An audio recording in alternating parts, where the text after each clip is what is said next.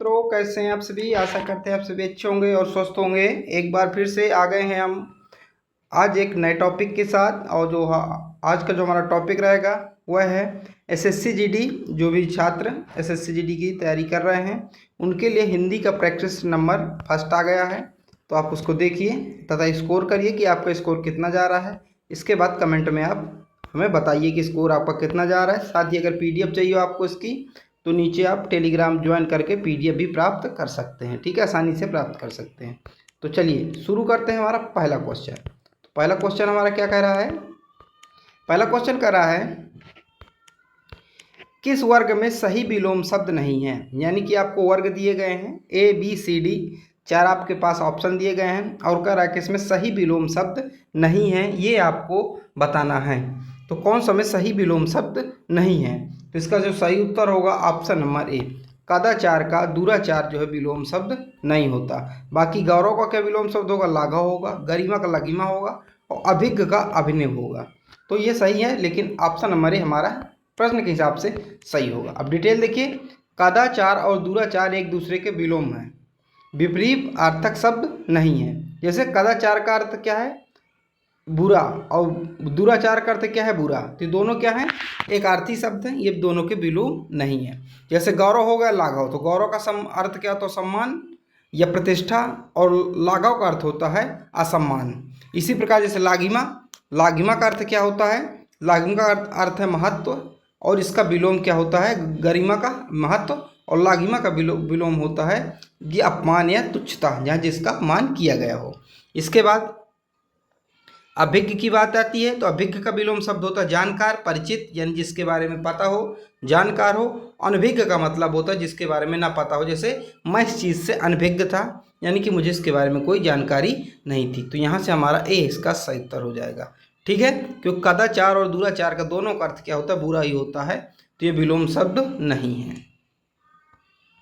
अगला अगर निम्नलिखित वाक्यांश के लिए एक शब्द बताइए। तो इतिहास का जानकार, तो उसको क्या कहेंगे, इतिहास का जो जानकार होगा उसको क्या कहा जाता है, उसको इतिहासकार कहा जाएगा। क्या, इतिहासज्ञ कहा जाएगा। उसको क्या कहा जाएगा, इतिहासज्ञ कहा जाएगा। तो यहाँ से हमारा जो ऑप्शन होगा डी इसका सही उत्तर होगा। यानी इतिहास का जानकार ये अनेक शब्दों के लिए एक शब्द है, वाक्यांश का अनेक शब्दों के लिए एक शब्द है।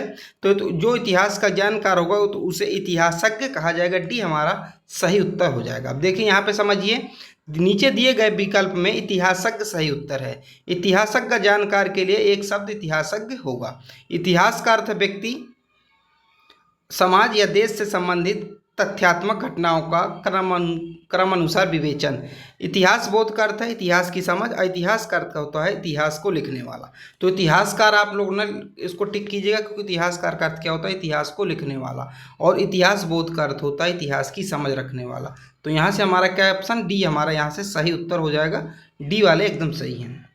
अगला, अरुण शब्द का अनेकार्थी शब्द है। अरुण शब्द का अनेकार्थी शब्द कौन सा है। तो जो अरुण शब्द है उसका अनेकार्थी शब्द होगा प्रातःकालीन, सूर्य या सिंदूर। भी हमारा एकदम सही उत्तर हो जाएगा।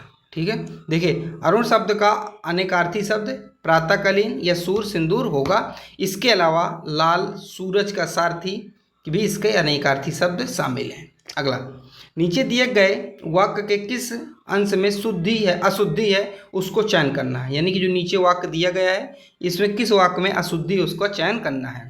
देखिए वाक्य कह रहा है थोड़ी देर में मुखिया आए और फिर उनके नौकर आ पहुंचा। तो उनके नौकर आ पहुंचा, आपको यहाँ से कुछ गड़बड़ लग रहा है। उनके नौकर आ पहुंचा यानी उनका नौकर आ पहुंचा है, उनके नौकर, तो उनका नौकर। तो यहाँ से क्या होगा, ऑप्शन नंबर हमारा जो इसका सही उत्तर होगा आ पहुंचा, इसका सही उत्तर होगा सी हमारा सही उत्तर हो जाएगा। ठीक है, अगर उनके हैं यानी बहुवचन है तो आ पहुंचे होगा, पहुंचा नहीं होगा। तो यहाँ से सी हमारा सही उत्तर यहाँ से हो जाएगा। ठीक है, अब देखिए अब इसमें कौन सी संबंधी एक त्रुटि है, होता है ना, कई प्रकार की त्रुटि होती है। तो इसमें वचन संबंधी गलती है। ठीक है, अगर थोड़ी देर में मुखिया आए और उनके पास नौकर आ पहुंचा, वाक्य में आ पहुंचा अंश में अशुद्धि है, ये मैंने आपको बता दिया। और वचन संबंधी अशुद्धि है। वचन संबंधी अशुद्धि कौन सी अशुद्धि होती है, कभी कभी देखा गया कि वाक्यों में वचन संबंधी गलती का प्रयोग भी किए जाते हैं। इन्हें वाक्य की वचन संबंधी अशुद्धि भी कहा जाता है। अगला है निम्नलिखित विकल्पों में अशुद्ध वाक्य कौन सा है। तो अशुद्ध वाक्य कौन सा ये आपको बताना है। देखिए पहला पढ़ते हैं, वह नित्य गाता रहता है। ठीक है, वह नित्य गाने की कसरत करता है। अब देखिए गाने की कसरत नहीं की जाती, गाने का रिहर्सल होता है, रियाज होता है, तो गाने की कसरत नहीं की जाती। तो बी इसमें जो अशुद्ध वाक्य होगा, बी हमारा एकदम सही उत्तर हो जाएगा। बी वाले क्या है, सही है। और इसमें विशेषण संबंधी अशुद्धि है। कौन सी, विशेषण संबंधी अशुद्धि है। अगला, दिए गए शब्द का विलोम शब्द ज्ञात कीजिए। तो ये कौन सा शब्द दिए गए, उत्थान। उत्थान का विलोम शब्द क्या होगा बताना है आपको। तो उत्थान का मतलब क्या होता है, ऊपर की ओर उठना, यानी कि उसका मान बढ़ना। तो उत्थान का होगा पतन, यानी कि नीचे की ओर पतन होना उसका, एकदम उसको क्या होना, पतन होना। तो हमारा ए यहाँ से सही उत्तर होगा, ए वाले एकदम सही है। अब देखिए कुछ विलोम शब्द देख लेते हैं। जैसे उत्थान का क्या होता है, ऊपर उठना, और पतन का नीचे क्या मतलब होता है, नीचे गिरना। तो उत्थान का अर्थ क्या हो जाएगा, विलोम क्या हो जाएगा, पतन। इसी प्रकार धरती का आकाश, प्रगति का अप्रगति, और प्राचीन का अवर्चीन। ठीक है, इसी प्रकार इधर देखिए, आप लोग इधर देख सकते हैं, जड़ का चेतन बहुत पूछा जाता है, आप लोग याद रखिएगा। जड़ का विलोम शब्द चेतन होगा। वक्ता का विलोम शब्द श्रोता। वक्ता का मतलब होता है बोलने वाला, और श्रोता का मतलब सुनने वाला। और उन्मूलन का रोपण, जैसे वृक्ष क्या किया, रोपण किया, वृक्ष हमने रोपण किया, वृक्षारोपण किया। उन्मूलन का मतलब उखाड़ निकालना, उखाड़ फेंकना। आरोपण मतलब उसको लगाना। ठीक है, आघात का प्रतिघात, अनिवार्य का ऐच्छिक। जैसे क्वेश्चन आते हैं कि ये सभी क्वेश्चन अनिवार्य हैं, तो अनिवार्य का मतलब है कंपलसरी है। ऐच्छिक का मतलब अनिवार्य नहीं है, ऐच्छिक है, मन हो तो करो, ना मन हो तो ना करो। ठीक, आवर्त का अनावर्त, विज्ञ का अज्ञ, आलोक का तिमिर, और कृत्रिम का प्राकृतिक। मतलब इसका इंग्लिश में समझें तो कृत्रिम का मतलब होता है आर्टिफिशियल, और प्राकृतिक का मतलब नेचुरल। ठीक है, ऐसे समझ गए। चलिए अगला, निम्नलिखित प्रश्न में 4 विकल्पों में उस विकल्प का चयन करें जो वाक्यांश के लिए एक शब्द का विकल्प हो।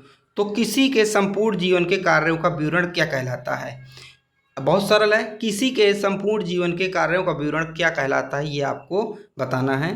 तो जो इसका सही उत्तर होगा, इसका सही उत्तर होगा ऑप्शन नंबर सी, जीवन चरित। यानी कि किसी के अगर जीवन का विवरण कर रहे हैं तो उसे जीवन चरित कहा जाता है। ठीक है, जीवन चरित के अन्वर्थ क्या है, किसी व्यक्ति के जीवन के वृत्तांतों को सचेत और कलात्मक ढंग से बारे में लिखा उपन्यास या लेख। अब देखिए, जो समीप, अबे अनेक शब्दों के लिए एक शब्द कैसे, जो समीप रहता हो उसको क्या कहेंगे, उसको कहेंगे निकटस्थ, तटस्थ। ठीक है, जो क्रम के अनुसार हो उसे क्रमानुसार कहेंगे। टीका करने वाला भयकार, टीकाकार। अगला, निम्नलिखित विकल्पों में से जो चतुर शब्द का समानार्थी नहीं है वह छांटिए। तो कौन सा शब्द जो चतुर शब्द का समानार्थी शब्द नहीं है वो आपको छांटना है। तो इसका सही के उत्तर क्या होगा, इसका देखिए, चतुर शब्द का समानार्थी, यानी कि चतुर शब्द का आपसे पर्याय पूछ रहा है। तो नागर का मतलब चतुर होता है, पटु चतुर होता है, दक्ष मतलब चतुर होता है, लेकिन देवप्रिय जो है चतुर का विलोम नहीं है। तो हमारा सी इसका सही उत्तर हो जाएगा। ठीक है, देखिए देवप्रिय शब्द के पर्यायवाची कौन कौन से, अगस्त का पेड़, फूल, पीत, भृंगराज, पीली, भैरया, देवताओं के प्रति शिव, और प्रिय शिव। ठीक है, देवप्रिय माने कि देवताओं के प्रिय अर्थात शिव। नागर, पटु और दक्ष आदि चतुर के समानार्थी शब्द हैं। चतुर के अन्य समानार्थी शब्द कौन कौन से देख लीजिए, कई बार पूछे जाते हैं।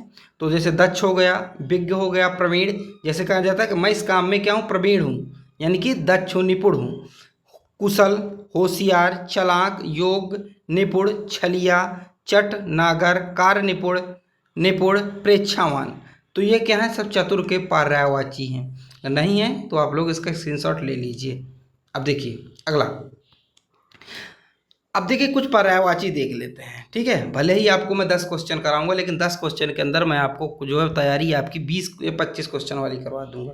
ठीक है, ऐसे डिटेल से पढ़ेंगे तो आपको भी ज़्यादा पता नहीं चलेगा और आपकी तैयारी भी हो जाएगी। लेकिन हाँ, वीडियो को पूरा देखिएगा, 2 से 3 बार देखिएगा, जिससे आपका क्या होगा, रिवीजन हो जाएगा। और रिवीजन ही जो है एग्जाम में अंत तक लेकर चलती है। देखिए, अतिथि का विलोम शब्द, वो अतिथि का पर्यायवाची बताइए। तो अतिथि के कौन कौन से पर्यायवाची हो सकते हैं। देखिए, अतिथि का सबसे पहले हो सकता है मेहमान, अभ्यागत, अवंतुक, पहुन, ये अतिथि के पर्यायवाची। फिर अलंकार, आभूषण, भूषण, विभूषण, गहना, जेवर, ये अलंकार। अलंकार जो जैसे शब्द की अलंकार, जैसे वाक्यों की अलंकार से बढ़ जाती है शब्दों से, स्त्री की सुंदरता आभूषण से बढ़ जाती है, तो अलंकार जो अलंकृत करे वही अलंकार है। अश्व मतलब घोड़ा की है, तुरंग, वजी, घोड़ा, घोटक ये है।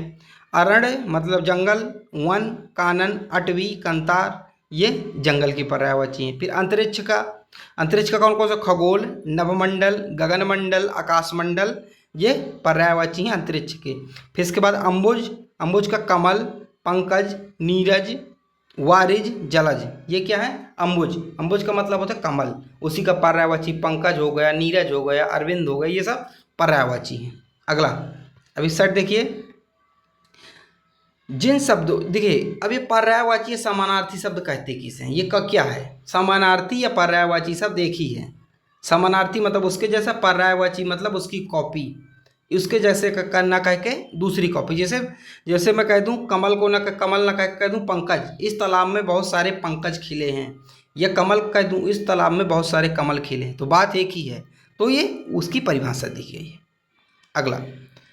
अगला आपके सामने एक दिया गया है, कह रहा है एक तो करेला दूजे नीम चढ़ा, इस मुहावरे का सही अर्थ क्या होगा।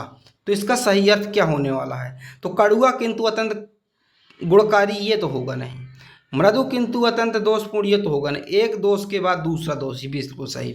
यानी कि कह रहा है कड़ुआ है, एक तो करेला है, करेला कड़ुआ होता है, दूजे नीम चढ़ा, और नीम भी कड़वी होती है, तो मतलब एक तो पहले से करेला है कड़वा है, और दूसरा नीम के संगति में आ गया, मतलब और कड़वा हो गया। ठीक है जी। अब देखिए कुछ मुहावरे हैं, ये उनके अर्थ हैं। देखिए, अपना उल्लू सीधा करना, स्वयं सार्थ सीधा करना। जैसे उस राम ने अपना उल्लू सीधा करके श्याम को अंगूठा दिखा दिया, ये ऐसे। आकाश से बातें करना, काफ़ी ऊंचा होना, उंगली पर नचाना, वश में करना, जख्म पर नमक छिड़कना, दुखी या परेशान को और परेशान करना, दिल बाग बाग होना, अत्यधिक हर्ष होना, ठीक है, यानी अत्यधिक खुशी होना। ठीक है। अगला, निम्नलिखित वाक्यों में सर्वनाम की दृष्टि से कौन सा वाक्य शुद्ध है, कौन सा वाक्य कह रहा है सर्वनाम की दृष्टि से शुद्ध है, ये आपको जो है बताना है। तो इसका सही उत्तर क्या होगा, इसका सही उत्तर देखिए, तुझ में सारा काम कर दिया, ये तो गलत होगा। तुझसे सारा काम कर दिया, बिल्कुल गलत होगा। तुझे सारा काम कर, ये भी गलत होगा। हमने सारा काम कर दिया, सही उत्तर डी हमारे यहाँ पे सही उत्तर हो जाएगा। तो आज के हमारे कितने मित्रों क्वेश्चन हो गए, 10 क्वेश्चन हो गए। 10 में मैंने आपको लगभग 20 क्वेश्चन करवा दिए। ठीक है, 20 क्वेश्चन मैं आपको इसके साथ करवा दिए। तो ये सीरीज हमारी चलती रहेगी। ठीक है, तो चैनल को सब्सक्राइब कर लीजिएगा और जुड़ जाइएगा हमारे साथ। ये सीरीज हमारी चलती रहेगी। PDF आपको आसानी से टेलीग्राम में मिल जाएगा, टेलीग्राम में पहुँचिए, PDF आपका वहाँ इंतजार कर रही है। चलिए मिलते अगली वीडियो पर, जब तक के लिए जय हिंद, जय भारत।